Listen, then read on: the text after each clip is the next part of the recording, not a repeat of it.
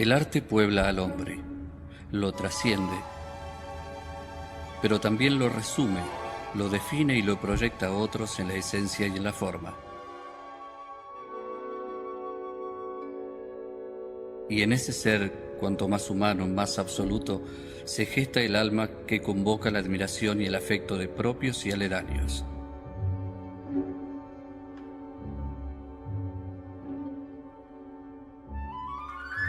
Este paréntesis de tiempo revela a todos el alma convocante de un hombre que muchas veces es artista y otras veces, como ahora, es simplemente Luis Felipe Noé, Yuyo.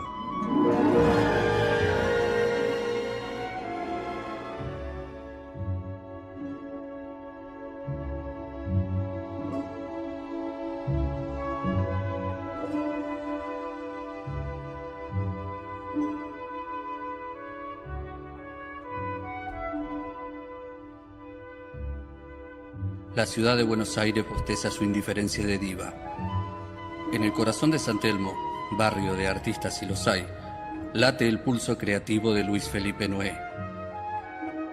El hombre que ha transpuesto todos los límites del reconocimiento es, por detrás de su obra, un genio urbano que razona con la profundidad de un filósofo y se manifiesta con la sencillez y la cercanía afectiva de un amigo.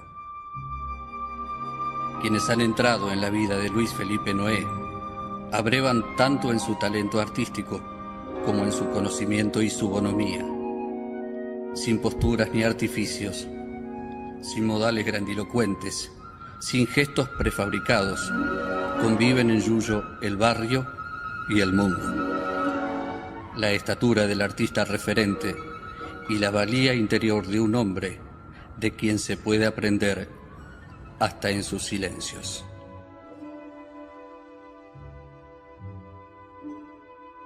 Yuyo, ¿cómo definís la amistad?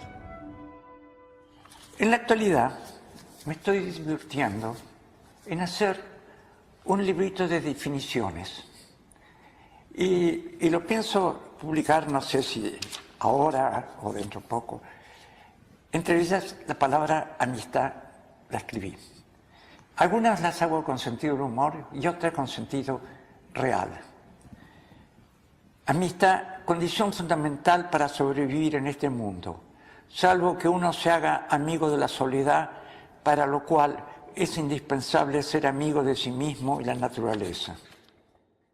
Mi nombre es Amanda Toubes y pienso que en este momento volver atrás en el recuerdo es posiblemente una serie de imágenes que me aparecen sobre la figura de Yuyo, unida a, me parece, a la acción que teníamos como estudiantes en el centro de estudiantes, él en la Facultad de Derecho y yo de Filosofía y Letras.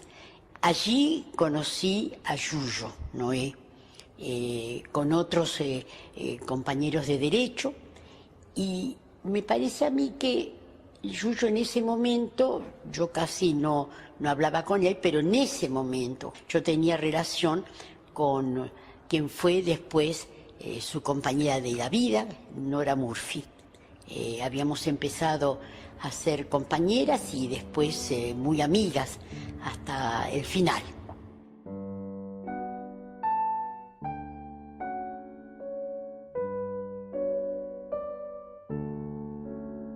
Nosotros teníamos arreglado con estudiantes de la Facultad de Agronomía de hacer una reunión en uno de sus locales cerca de la Facultad de Agronomía y alguien comentó del centro de estudiantes que podía venir la cana.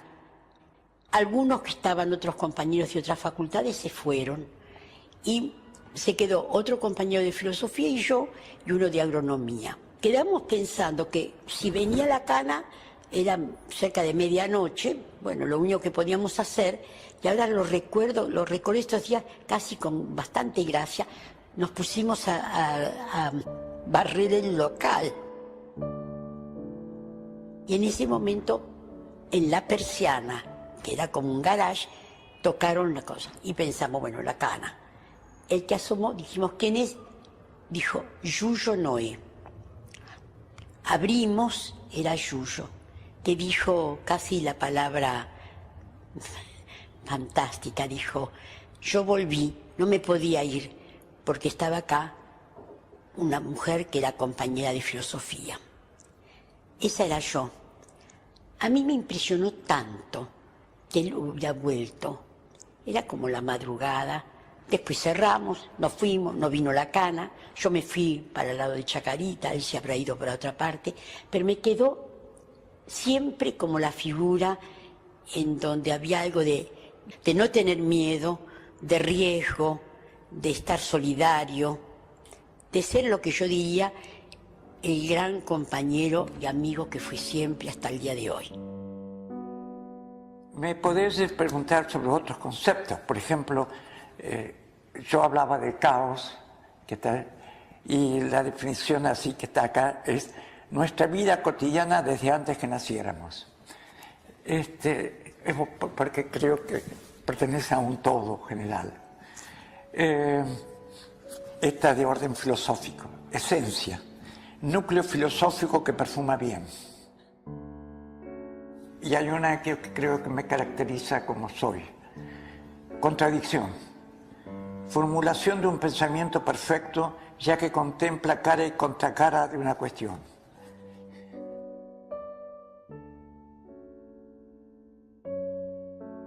Cuando encaras un proyecto, ¿pensás primero en el proyecto en sí o en quienes te van a acompañar? Las cosas acontecen por su propio peso. Nunca se me ha ocurrido un proyecto y después pensar con qué personas. Proyecto y personas, colaboración, vienen todos juntos. Mi nombre es Lorena Alfonso, yo lo conocí a Yuyo trabajando en Galería Rubers y bueno, ahí fue como empecé a tener una relación con Yuyo, que iba desde recibir sus obras, mirarlas en conjunto, ir anotando medidas, nombres, y la parte más divertida era esa de los nombres, porque bueno, todos sabemos que el lenguaje para Yuyo, tanto pictórico como de la palabra, es muy importante.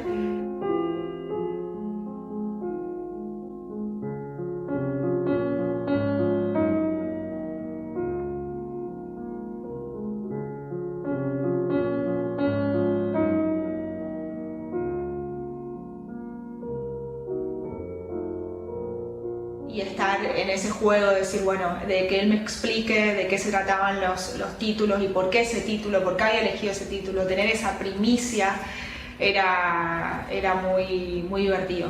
Y bueno, así que era también pasar un mes con Yuyo y Nora al principio en la galería, y esa cotidianidad también era y es muy divertida, ¿no? Con Lorena Alfonso ahora comienzo a tener una colaboración concreta de trabajo, más allá de la amistad que tenemos de hace tiempo, que la conocí como secretaria en la Galería Rubers, pero dada su inteligencia, su forma de ser, y que escribe bien y demás, le he pedido que me ayude a terminar un libro que estoy escribiendo, que se llama El caos que constituimos. Dentro de todas las anécdotas que tengo con Yuyo durante el tiempo que lo conozco, hay una que particularmente me quedó grabada porque me parece que es interesante. Muchas veces uno piensa, digamos, si puede definir el tiempo o el tiempo en el que uno vive, si uno lo puede definir de alguna manera, y vamos caminando con Yuyo y me dice, yo creo que lo que más me pareció más extraño en la vida es el tiempo, porque no creo que uno lo pueda definir, porque puede ser momentos en el que es muy acelerado, otros en el que es muy lento, y este último tiempo lo vive como muy acelerado, y también porque yo creo que él no quiere irse de este mundo. Entonces eso es lo que más me quedó de esa conversación. Con Elena Nieves En realidad era una colaboradora mía, pero cuando comencé a hacer análisis de obra, era ella la que manejaba en cierto modo la coordinación y se enriquecía mucho el trabajo con sus observaciones. Mi nombre es Elena Nieves, soy artista visual y a Yuyo lo conocí en el año 93, que hice un seminario de pintura que él daba en la Purredón. Y fue muy lindo porque yo ingenuamente el día que empezaba el curso me quise inscribir y cuando llegué no había lugar y me dijeron que no lo podía hacer y había una chica en la misma situación que yo que había venido de La Plata. Y en eso lo vemos bajar de la escalera, que habíamos quedado fuera y le preguntábamos si se iba a volver a repetir o si daba clases en el taller. Y nos dijo que no, pero vengan, y nos hizo ir a la secretaría y nos inscribió, dijo anótenlas y así lo conocí. Una de las cosas que me asombra de él es el disfrute, el espacio que él se da para disfrutar de las cosas, ¿no? De vivir intensamente las visitas de las personas, las muestras, los escritos, la pasión con la que sigue hasta el día de hoy encarando todo lo que encara.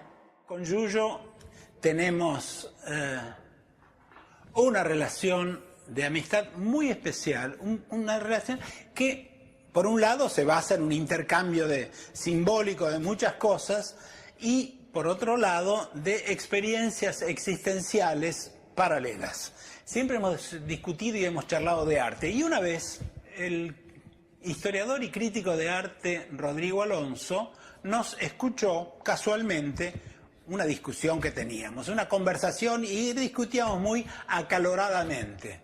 De ahí surgió la propuesta de publicar un libro, no ya escrito, sino un libro de diálogos, un libro de intercambios. Lo de Horacio Zavala es de otra naturaleza la cosa. Él, como todo el mundo sabe, es un artista conceptual, pero comenzamos a hablar y nos entendimos en lo que yo creo que hay que entenderse en los diálogos, que no es estar de acuerdo de entrada, sino saber respetarse e intercalar cosas e intercalar elementos. Si estás de acuerdo desde entrada, bueno, es como una asamblea evangelista, pero el asunto es cómo vas llegando y vas cambiando con respeto y en el libro que hicimos juntos, grabado, bueno, había un mutuo respeto y a veces una disidencia total, o si no, muchas veces yo aparezco diciendo, well, estoy totalmente de acuerdo. El libro se llama El arte en cuestión, conversaciones, ¿no es cierto? Él me dedicó un libro a mí y yo le dediqué el mismo libro a él. Para Horacio, este ejemplar del libro que hemos hecho juntos, con consenso y con disenso. Siempre con gran respeto, el que ha servido para conformar una gran amistad. Yuyo Noé.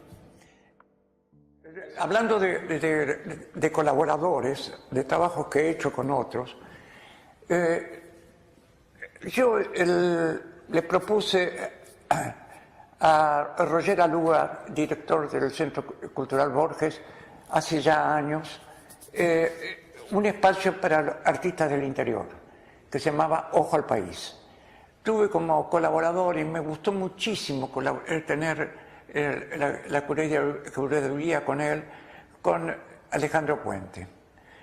Cuando terminó el proyecto, me quedé, bueno, un día Alúa me pregunta, me pide que le sugiera otro. Y yo dije, no, uno que no sea caro. Y entonces le propuse uno de dibujos.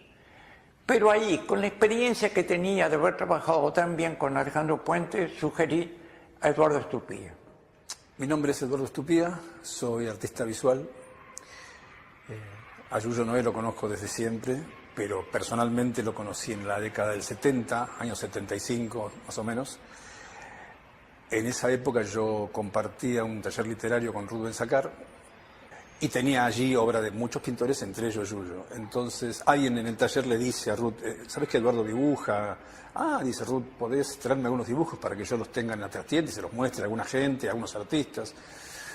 Bueno, efectivamente le doy dibujos y ella se los muestra a Yuyo le encantaron los dibujos, le gustaron mucho, entonces quiso conocerme y a partir de ese momento me incluyó en una muestra grupal junto con Luis Pereira, Raúl Rodríguez y Carlos Bisolino, que eran 3 discípulos de él. Y ahí lo conozco personalmente y a partir de ahí, bueno, Yuyo se convierte en una especie de maestro, no en el sentido técnico de la palabra, porque yo nunca fui alumno de él, pero sí un maestro integral, una especie de faro crítico, un momento culminante de mi relación con Yuyo, más allá de la cuestión amistosa y personal, es, por un lado, compartir el espacio de la línea Piensa. Yuyo, después de haber hecho toda una operación de curaduría, podríamos decir, federal, con ojo al país, inventa un ciclo de dibujo en el Borges, bajo el auspicio de una idea madre, que es una idea que de algún modo se sigue manteniendo en el ciclo, que es la de recuperar el dibujo como fenómeno autónomo más que como un aparato de representación. Me convoca para que co-dirijamos ese ciclo y efectivamente lo hicimos. El proyecto continúa. Yo no me ocupo más de él, se ocupa Eduardo, pero ahora ya va a cumplir 100 exposiciones y realmente es un proyecto muy interesante, creo. Y con Eduardo también he hecho una exposición a 4 manos con 51 obras hemos hecho juntos. También como un diálogo, pero esta vez visual. Yo quiero hablar de Yuyo, señalar específicamente la influencia existencial que tiene Yuyo en la gente, ¿no? Es decir, la cuestión maestro-discípulo es muy amplia, tiene muchas instancias y muchas aristas y muchos niveles, y también cambia con las épocas, ¿no? Entonces, de algún modo, ese tipo de relación parece más sometida a factores de las estéticas y de las políticas del arte o de la filosofía del arte y no tanto de las relaciones personales. Entonces la cuestión discipularia con Yuyo, la cuestión de la vinculación con Yuyo es siempre personal, ¿no? Es decir, lo cual no significa que lo personal borronee los demás límites, más bien no, pero la relación con Yuyo es una relación de exaltación experiencial y emocional de persona a persona, ¿no? La marca de Yuyo es una marca sutil, profunda, íntima, no solo en lo que tiene que ver con los lenguajes que podamos o no compartir. Aunque yo no fuera dibujante o pintor, aunque yo no perteneciera al mismo ámbito, conocerlo a Yuyo hubiera sido igual una experiencia trascendente, en términos de lo que es una persona en la vida misma, ¿no? O sea, la vida es una cosa muy seria, y Yuyo, siendo un tipo muy jocundo, muy entusiasta, es un tipo muy serio y muy profundo, y conocerlo a Yuyo es una experiencia muy seria.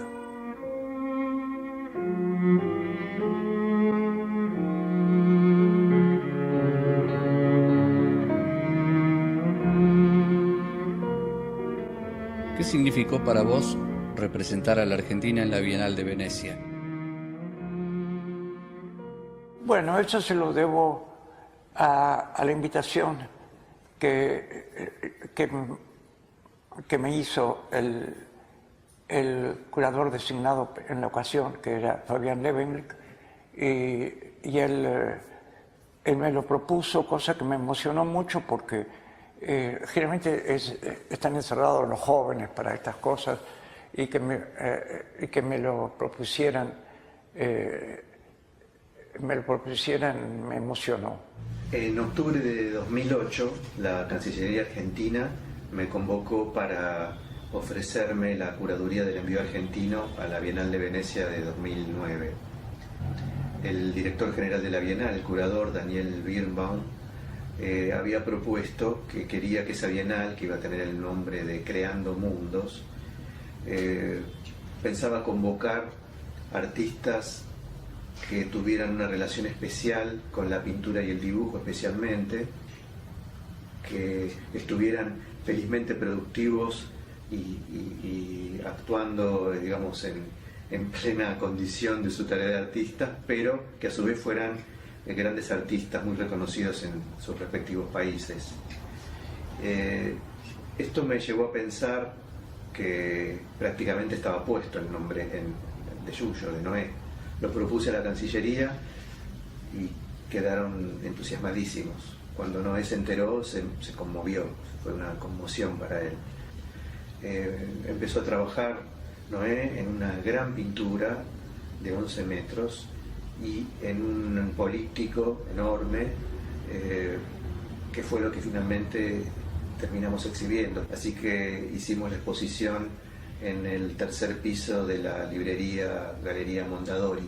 Si uno ve la pintura de Noé sin el artista al lado, dice qué muchacho habrá hecho esto, ¿no? Y nos impactó mucho. Lo hice en 2 meses y medio, más o menos. Una obra de 11 metros por 3 y otra obra compleja de 10 piezas que ocupan 15 metros de formas irregulares. Todo eso era como tenían una relación, casi se presentaba como una instalación, pero sí, había un nombre para la instalación que era Red, que es para mí un concepto interesante de la actualidad dentro de mi mundo, de mi perspectiva del caos. Estática velocidad se llamaba así por la razón que la pintura es un arte estático, pero el tema que me interesaba era el movimiento dinámico y por lo tanto de lejos se ve como abstracta y de cerca tiene una cantidad de figuritas y de personajes que hay que descubrirlos. Pero la lectura de la obra no es de una sola mirada, hay que recorrerla, hay que leerla. No sé, y eso era una cosa que me interesaba de esa obra.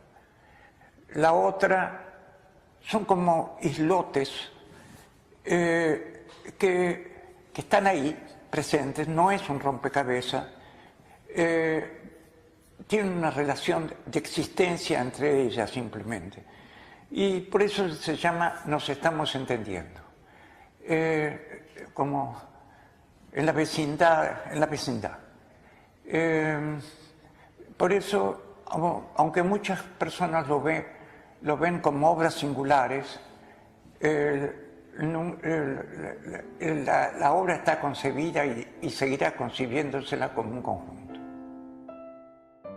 Me crucé con críticos internacionales de gran nivel que sostenían que lo que estaba haciendo Noé en ese momento, 2009, era mejor que lo que estaba haciendo Frank Stella en 2009. Es decir, hay artistas que se mantienen creativos y que van modificando su discurso, ayornándolo de algún modo, cuestionándolo, y hay otros que por ahí fueron grandísimos en su momento y luego ya no tienen mucho más que decir. Noé tiene mucho que decir, lo tenía en 2009 y lo tiene ahora.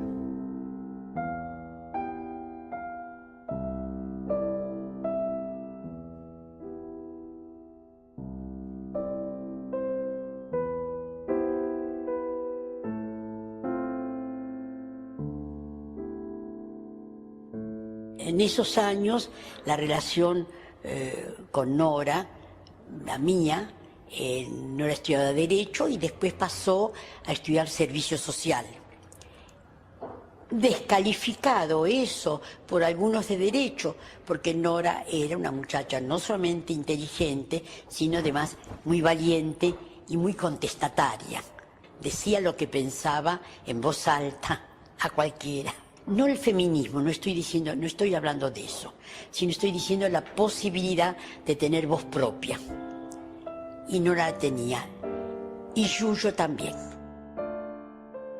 El enganche de los amigos que tenía él con Nora y la presencia de Nora en esa casa era muy importante y muy agradable. Nora siempre pasaba y daba su opinión y era su gran compañera y también la recuerdo con cariño.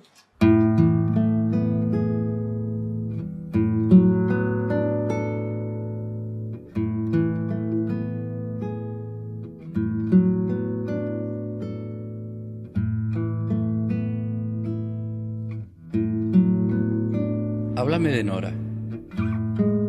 Nora Murphy, o Nora Murphy, si se trata de pronunciar como en correcto irlandés o inglés, Nora fue fundamental para mí. Yo creo, sinceramente, que yo sería otro si no lo hubiese conocido, porque yo era muy joven cuando ella apareció en mi vida. Ella ligeramente mayor que yo, 2 años y medio. Pero ella era una mujer y yo era un imbécil. y me ayudó mucho. Me ayudó mucho a madurar, al desarrollarme como persona. Y sin ella creo que yo sería distinto y en consecuencia mi obra también.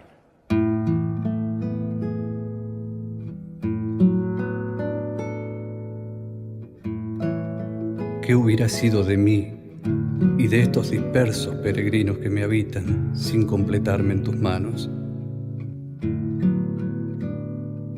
¿Hasta qué hora de los siglos golpearía puertas sin nombre para encontrar el que soy después de perderme en tu mirada sin tiempo? ¿A quién le importarían estas memorias que te saben de memoria, si no esa voz que no te vas de ninguna? Si no fueras mi sílaba final, mi signo de pregunta, mis puntos suspensivos, nada de lo que soy hablaría de mí.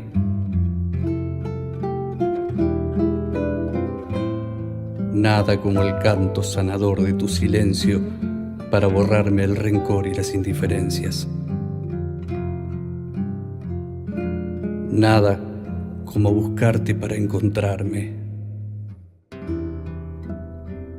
Nada como saber quién fuiste para entender quién soy.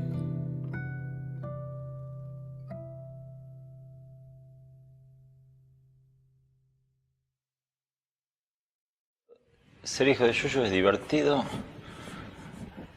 es muy inspirante, es una máquina de trabajo, una máquina de vida, muy buena persona, muy buen padre, muy buen pintor.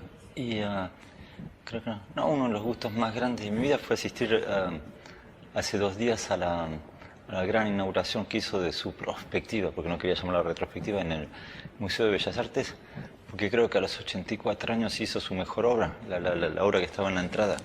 Era la más impresionante de todas y bueno, uno puede pensar que su obra original era la más, no sé, la más iconoclasta, pero la verdad es que lo que hace hoy es aún más raro de lo que hizo en sus comienzos y ver el éxito que tuvo esa exposición, que entraron 4.000 personas en una noche, que después se rechazaron 1.000 personas, muchos amigos de él, también enemigos de él, y yo no lo podía creer. Después volvimos aquí al barrio a cenar con todos los amigos y después hizo una fiesta aquí en su taller, duró hasta las 2:30, 3 de la mañana y después salí a la esquina, volví y lo vi a mi padre en la oscuridad con mi hermana y mi sobrina y estaba en la oscuridad, digo, prendo la luz, no, que les quiero hablar y nos estuvo diciendo como 10 veces seguidas, esto sí que es el día más raro de mi vida. Casarse fue un día raro, pero desde entonces no, lo más raro que me ocurrió en mi vida fue el de hoy, no entiendo nada. Y después se despertó de buen humor, pero es cierto que no. Algunos pintores o algunos directores, escritores se pinchan en el camino, pero creo que mi viejo, no sé dónde le sale la energía. O será como Kusai, que dice que empezó a pintar bien a los 84 años. Bueno, es un ejemplo de vida. Es un ejemplo artístico, bueno, ¿por qué no? Nunca cambió su camino, en un momento era outsider, ahora pasó a ser como, no sé, ídolo nacional, internacional para menos, porque es cierto que la obra argentina, sobre todo las suyas que son de un tamaño tan grande, son más difíciles de hacer circular que si fuesen grabados pequeños, bueno, pero no. Y tan buena persona, tan buena persona. Papá no era esos padres autoritarios, la imagen del padre tradicional, digamos, sino que la autoridad venía naturalmente por el talento, por la impresión que causaba en nosotros su inventividad y su creatividad. Es una forma no de autoridad, pero de presencia muy fuerte, a pesar de que viajaba, que cuando éramos chicos a veces por un año, aquí y ahí no estuvo en casa porque por becas en el exterior y demás, pero siempre muy presente. Y yo qué sé, para mí es más como cuando uno dice el hada madrina, como un hado padrino, digamos, más que padre tradicional. Muy juguetón, a una hora el otro día estaba jugando en una plaza con mi hermano, en los juegos, siempre muy juguetón, sobre todo con mi hermano varón, pero siempre con nosotros, siempre juegos también creativos, dibujar cosas, es una manera de dialogar, una manera de comunicar en familia. Y bueno, siempre nos reímos mucho, mucha complicidad y mucha risa, y siempre al mismo tiempo acompañado de pensamientos más filosóficos, porque forman parte de lo cotidiano con él, ¿no?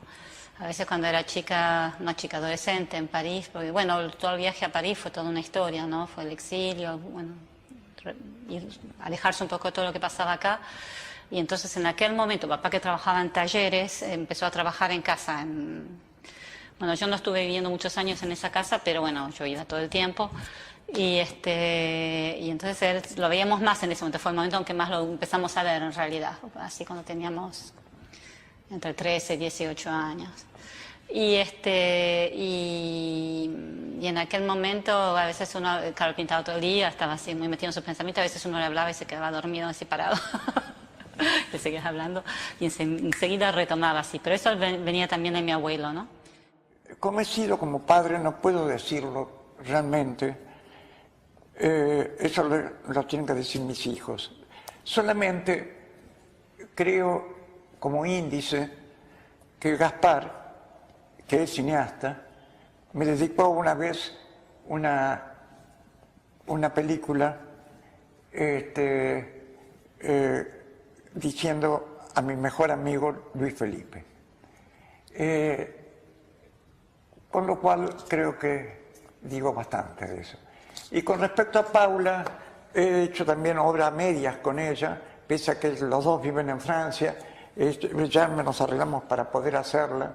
Y con ambos he hecho exposiciones, ya 2 exposiciones a medias.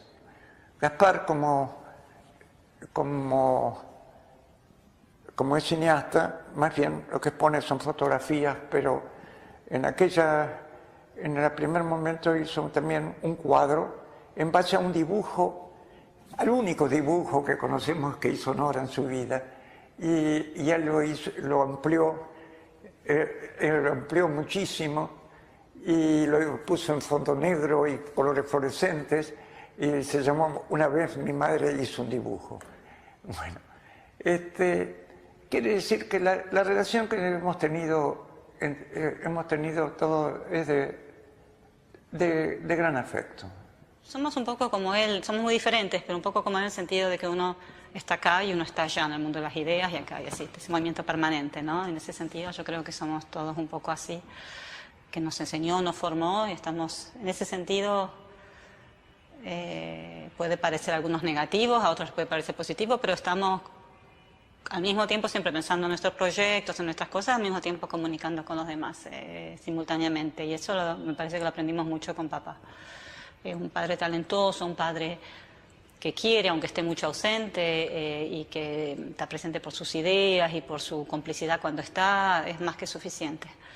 Y es un padre que se comparte mucho, porque todo el mundo... Es el padre de la tierra, de todos los argentinos, yo qué sé, de medio plástico. Y en ese sentido, y no solo, también de otras personas, sí,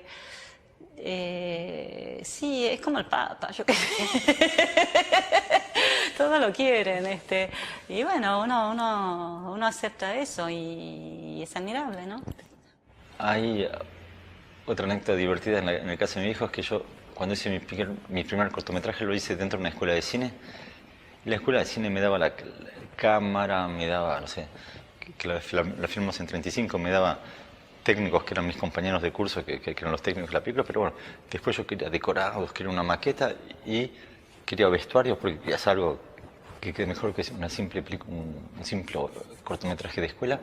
Y entonces, bueno, yo puso ¿cómo se llama?, en sorteo un cuadro de él, y mucha gente, todos los amigos en Francia, habían dado como, no sé, 100 pesos uno, eran francos en aquel momento, y finalmente el que era el novio de mi hermana, que era un colombiano, se ganó el cuadro, pero bueno, con ese dinero pude hacer el cortometraje, o los gastos suplementarios del cortometraje, y yo tenía previsto a un actor para hacer del asesino, porque la historia de un hombre que mata a una mujer como en una villa miseria, y el actor me empezó a fallar, y entonces lo miré yo y dije, pues tenés muy buena cara, así que el que fue mi primer actor de toda mi vida fue Yuyo, y su primer rol era asesinar a una mujer, estrangularla en un puente, y lo que es cierto es que Yuyo no era actor, así que se entusiasmó y lo empezó a estrangular en serio, y el marido decía, no, que está estrangulando a mi mujer, y yo decía, no, que yo no soy actor, yo vivo el momento, no sé qué, y bueno, pero había sido divertido, y estoy muy orgulloso de que mi primer actor haya sido Yuyo.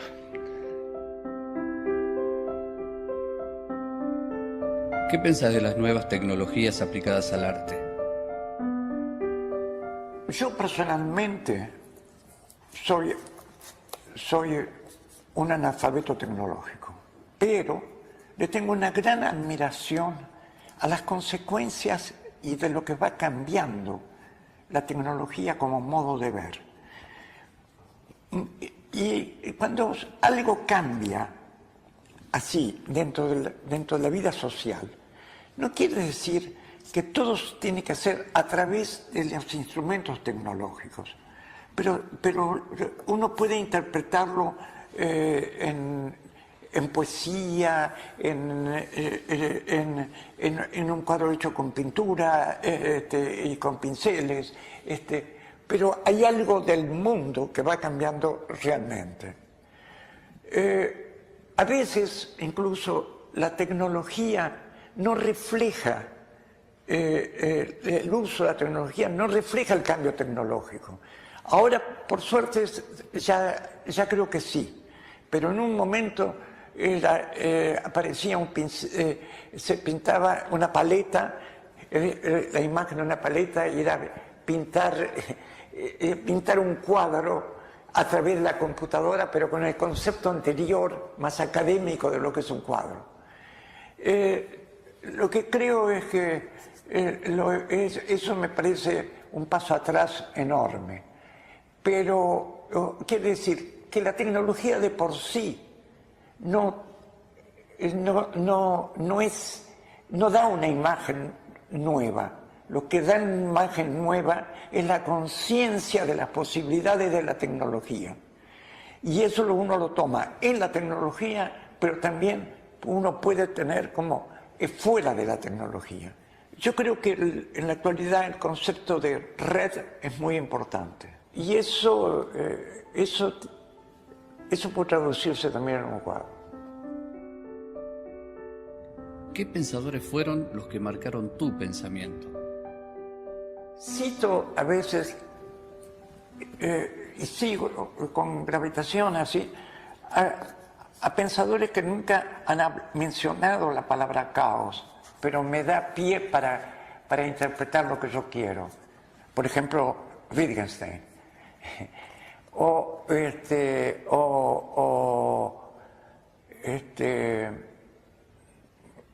Bergson, o también Hegel. Claro, hago mis interpretaciones Nietzsche, mis interpretaciones libres, pero me dan pie Edgar Morin. Bueno, son...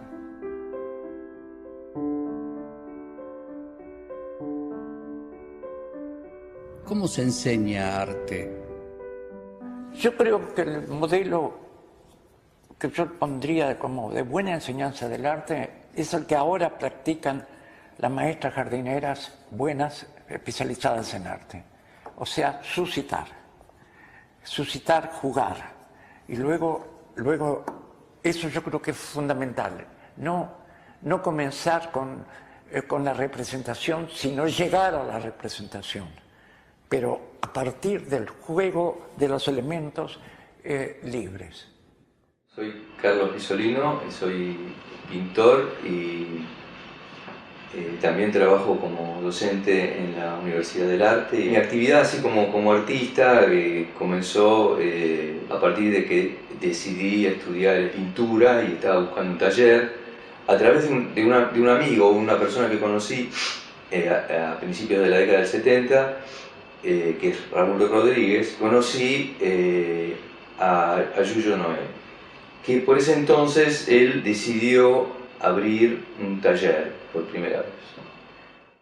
Yo tengo en la enseñanza 3 periodos. El primer periodo era de incitación y seguir hacia artistas a partir de lo que ellos ya venían haciendo, de sus propias condiciones. Yo enseñé en la Escuela Panamericana de Arte, pero luego, cuando empecé a enseñar en mi propio taller, los primeros que vinieron fueron Raúl Rodríguez, que actualmente vive en Estados Unidos, y Carlos Pisolino. La enseñanza en mi taller partió con ellos. Conocer a Yuyo, digamos, para un joven de 20 años, de la edad que yo tenía en ese momento, en la década del 70, fue conocer para mí lo que era un verdadero artista, porque no era solamente alguien que realizaba obras, sino que era una manera de pensar, una manera de vivir, y yo considero a Yuyo no solamente un pintor o un artista plástico, sino también como un gran intelectual. Con el tiempo, como me gustaban mucho los dibujos de ellos dos, más los de Luis Pereira, cuando vi dibujos de Estupía, que nunca fue alumno mío, pero me interesó que se relacionasen y organicé una exposición de ellos 4. En la ocasión puse una reflexión de reflexiones mías sobre el dibujo. ¿Cómo fue tu relación con las galerías de arte en Argentina? Al comienzo tuve una relación magnífica que duró toda la vida con Franz Van Riel. Luego tuve una relación que comenzó muy bien con la galería más importante de esa época, que era la de Alfredo Bonino, la Galería Bonino, pero que terminó muy mal en Estados Unidos cuando él se fue a Estados Unidos. Y después he tenido muchas relaciones siempre bien, nunca he tenido problemas. Y cuando he tenido alguno me he alejado de esa galería. He trabajado con muchas galerías, particularmente con que aquí en el último tiempo con las que más he trabajado es con Rubens Sacar y con la Galería Rubers. Con la Galería Rubers, que es la que trabajo actualmente, ya voy a cumplir 20 años con ella. Y ahora la galería va a cumplir 60 años, de los cuales 20 conmigo. ¿Cuál es el secreto para ser mentalmente joven a los 84 años? Yo no sé si soy joven mentalmente. Me olvido de muchas cosas.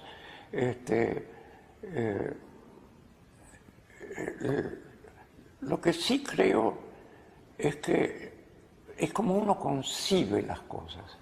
Yo aprendí a concebir, a pensar con una actitud de desafío a los prejuicios y una voluntad de expandirme la libertad de los conceptos. Y eso con el tiempo uno lo va perdiendo o lo va perfeccionando y desarrollándolo mejor. Yo, en ese sentido, tengo como ejemplos los artistas que han desarrollado su mejor obra en la vejez, como Tiziano, como Monet, como Cossai, como Matisse. Bueno, y yo quiero desarrollar mi mejor obra ahora. Me molesta los que me clasifican del año 60 como los que me quieren tratar como si yo fuese la viuda de un pintor que existió en los años 60. Yo sigo vivo y cada vez creo que más. Hasta que me avisen que ya eso se terminó. Bueno, a los 84 años uno tiene que celebrarlo de una manera especial, porque uno no sabe si lo va a celebrar a los 85. Entonces de ahora en adelante voy a celebrarlo año por año. Y siempre va a ser el último.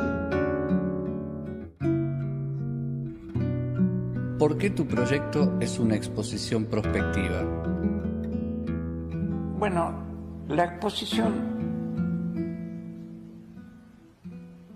está concebida a medias en principio, entre Cecilia Banchevich y yo, aunque luego todas las decisiones las ha tomado ella, pero la concepción general era, en mis propios términos, sería hoy y ayer.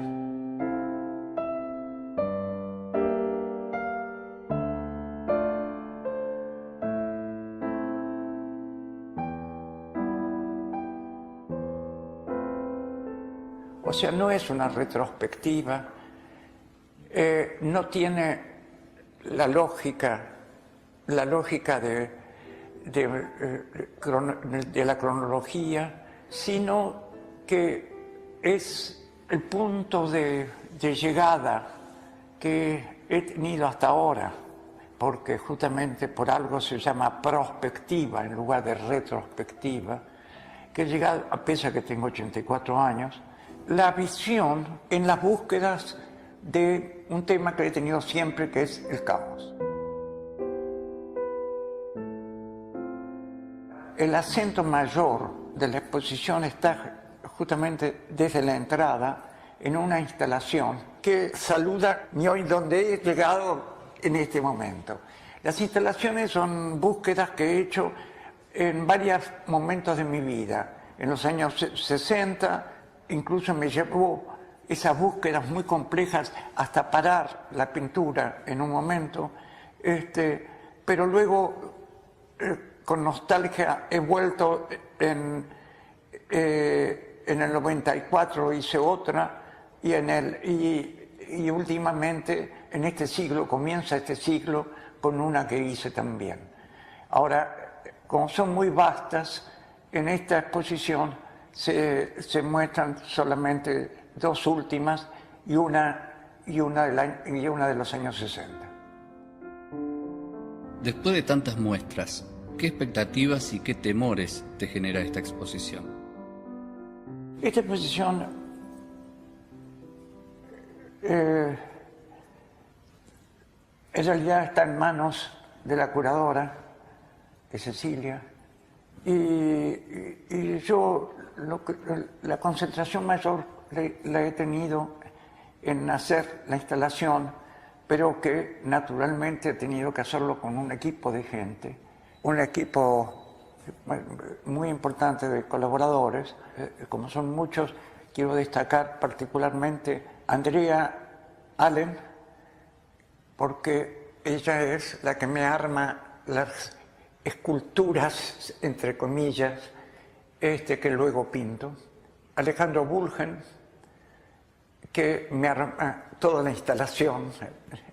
Fabián Lopardo, que me hace las estructuras de los bastidores complejos. Y las personas que me han ayudado así a terminar: Florencia Wagner, Fernanda Miranda, Ariel de la Vega, y he contado con la colaboración permanente de Natalia Revale, que es una colaboradora, un brazo derecho que yo tengo.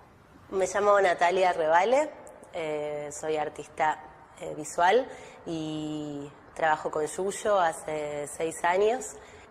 Para esta muestra se planteó un gran desafío, que fue trabajar con esta nueva instalación, una instalación, bueno, muy grande. A mí en concreto me tocó una parte de esa instalación que la hicimos en cerámica, en soporte cerámico, entonces fue ir viendo cómo podía yo ir realizando esa obra, ese trabajo cerámico, que es un poco también a lo que yo me dedico. Para mí fue muy lindo poder trabajar y hacer esa realización con él. Lo disfrutamos.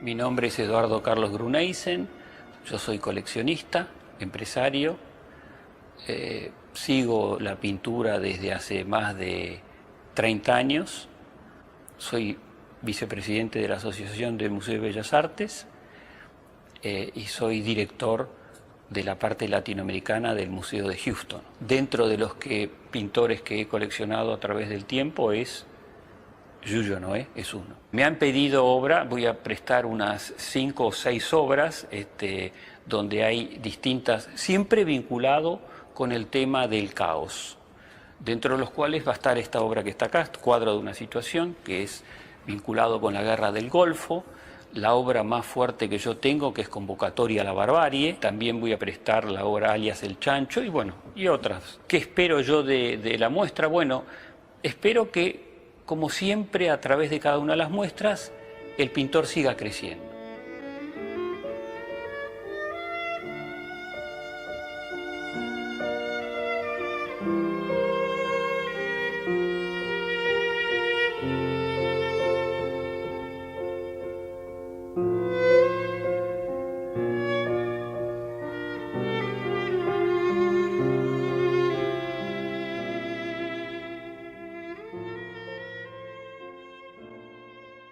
Bueno, mi nombre es Daniel Ciampinelli y quería agradecer en primer lugar a Mariana Poverché, también al museo, por habernos elegido para poder participar en semejante muestra.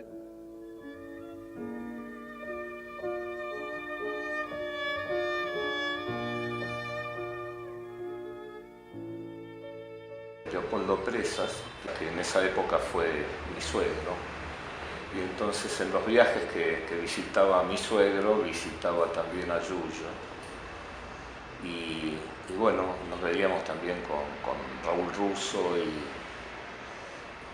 y Ernesto Deira, que estaban viviendo en París. Así se inició la relación con Yuyo a través del afecto. Y toda mi colección, que es de diversos artistas, todas tienen que ver con el afecto. El Yuyo fue tal vez uno de los principales.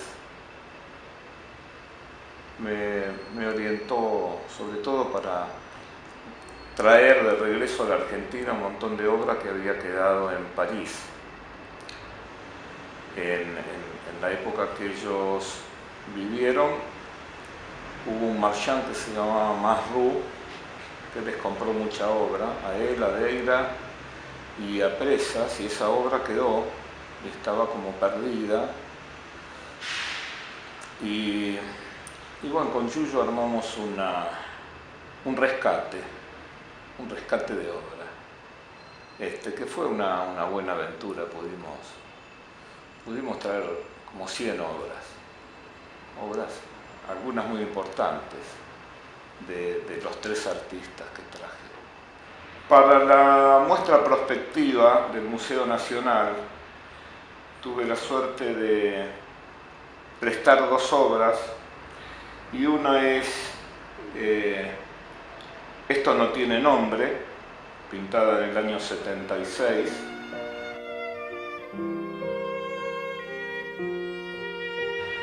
Y otra que también presté, que es un poco más reciente, es del año 1977, que se llama Todo es verdad, nada es mentira.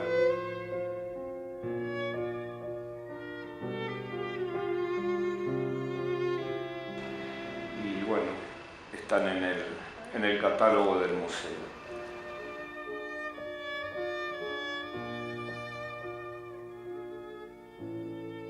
Mi nombre es Luis Sincera, soy de profesión abogado y en lo que respecta al mundo del arte yo me defino como un amante del arte. Yo empecé a comprar arte aproximadamente en los años 90 y una de mis primeras inmersiones en el mundo del arte tuve la dicha, la suerte que caí en lo que era la nueva figuración.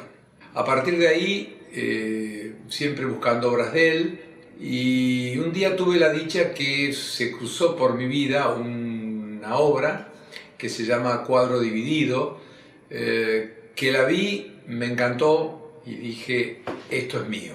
Y ahora en la próxima muestra que tendrán en el Museo Nacional de Bellas Artes sobre la obra de Yuyo Noé, me han pedido que Cuadro Dividido forme parte de las obras que se van a exhibir.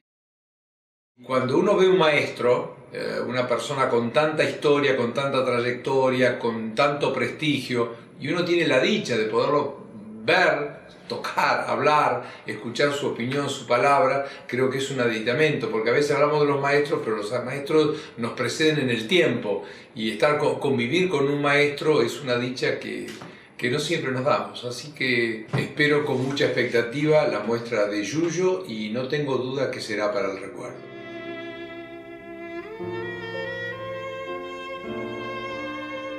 Mi nombre es Cecilia Ivanchevich y después de 12 años de trabajo junto a Luis Felipe Noé y haber realizado distintas curadurías sobre su obra, para Noé el caos no es el opuesto a orden, sino que tiene que ver justamente con un dinamismo y cómo ese dinamismo que él observa en el mundo, cómo esa situación de cambio permanente, él puede llevarlo a una obra estática como es la pintura. La exposición actual vuelve a romper la cronología, pero esta vez para plantear cómo Noé trabaja su intensidad en la obra a través de el pasado, cómo hace eco en el presente y se proyecta hacia el futuro. De ahí el título de la exposición, porque siempre su obra plantea una pasión por desentrañar el devenir. Ahora vamos a poder recorrerla y contarle los tres ejes, o mejor dicho, las tres lecturas a través de las cuales está armada. Son tres lecturas, tres formas en que se puede ver la obra de Luis Felipe Noé. Una tiene que ver con la conciencia histórica, la otra con la línea vital y la tercera con la visión fragmentada. La primera lectura que presento sobre la obra de Noé tiene que ver con la conciencia histórica, cómo el artista evoca la historia y la toma con ironía, con humor, y trabaja justamente temas claves de la historia argentina. Como decíamos antes, el pasado hace eco en el presente y se proyecta hacia el futuro. Por ejemplo, a mi izquierda tengo El Ser Nacional, que es una obra del 65, y a mi derecha El Estado de Terror. Es una obra del 2017. En esta obra podemos observar cómo Noé ya trabaja con la línea y a través de la mancha uno va encontrándose con las distintas situaciones dentro de la obra. O por ejemplo, cómo Noé trabaja una constante temática, como justamente es el pueblo. Acá tenemos un contrapunto entre una obra del 63, Introducción a la Esperanza, que es patrimonio del Museo Nacional de Bellas Artes, con La Pueblada, que es del año 2006. El tratamiento estético es sumamente diferente. Es importante ver cómo el artista trabaja a lo largo del tiempo una temática y desde el punto de vista visual puede proponer distintas estéticas. La segunda constante es la línea vital. Noé, desde el año 57 hasta la actualidad, trabaja el dibujo con un dinamismo y una fluidez que, más allá de los cambios que ha tenido en el tiempo, marcan una fuerte linealidad. En ese sentido es importante, y por eso marqué el nombre del núcleo como la línea vital, porque también es el rastro de vida artística que Noé muestra entre 1966 y 1975, que es cuando él declara que dejó de pintar o que se apartó de la pintura desde una postura artística y política. En la muestra se reúnen dibujos que nunca fueron vistos del año 1957 y 58, que muestran la línea como un solo trazo. A partir de ahí se desencadena todo un trabajo plástico que en 1975 va a unirse al paisaje y que en los 2000 va a dar su marca característica con la línea paralela y la demarcación vibratoria del color. La tercera lectura tiene que ver con la visión fragmentada. A partir de 1962, Noé divide la obra y da vuelta al bastidor y muestra el otro lado de las cosas. Podemos ver, por ejemplo, a mi lado, la obra Tres testimonios sobre la aparición de un pájaro, que está dividida en tres sectores y muestra tres realidades sobre cómo contar una historia y pone en cuestión los relatos de la historia argentina. Esa obra es del 63 y convive con un proceso que el artista fue realizando a lo largo del tiempo y de cómo planteó esos distintos quiebres y fragmentaciones, como podemos ver en la obra Dispersiones del año 2005. En esa obra el artista trabaja la tensión en el espacio y la metáfora de cómo las cosas se fragmentan y conviven y coexisten dentro del mismo tiempo. Estas tres constantes, estas tres lecturas pueden verse en la obra Entreveros, que Noé realizó con su equipo especialmente para esta exposición. Acá el artista condensa la conciencia histórica, que van a poder verla reflejada en el piso a través de una figura que testimonia no solo las desapariciones, sino también las muertes sin sentido a lo largo de la historia argentina. Por otro lado, también van a ver tanto la fragmentación y la línea vital, ya sea en el trabajo pictórico del artista como en la fragmentación, no solo de los planos, sino del recurso que distingue esta obra, que es el espejo. Toda la exposición plantea 3 ejes de lectura sumamente potentes sobre la obra de Luis Felipe Noé.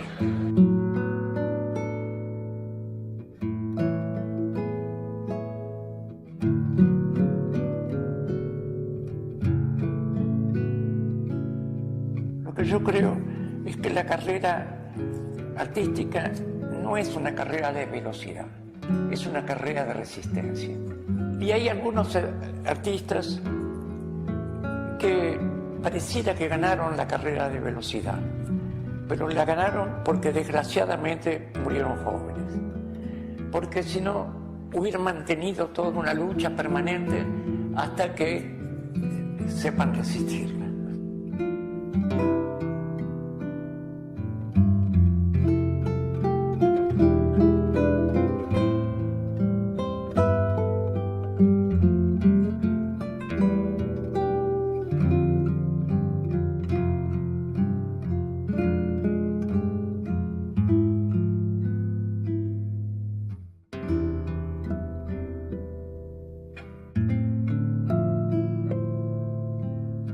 Pisar el mundo, respirarlo, asumir la pertenencia a su caótica suerte, definir el contorno cambiante de todos los destinos al acecho, revolucionar a golpes de color cada estado sombrío, llegar al punto medular del hombre, del que también se es parte, habitarlo, habitarse, hablar de sí y nombrar a todos, hablar de todos y componerse a sí mismo.